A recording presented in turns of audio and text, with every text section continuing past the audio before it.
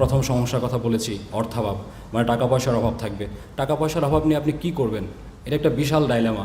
আমার টাকা নেই পকেটে, আমার সামনে হয়তো একটা ছোট একটা চাকরির হাতছানি, হয়তো একটা প্রাইভেট জব, হয়তো একটা কোচিংয়ে চাকরি, বা ছোট ছোট কিছু ইনকামের হাতছানি।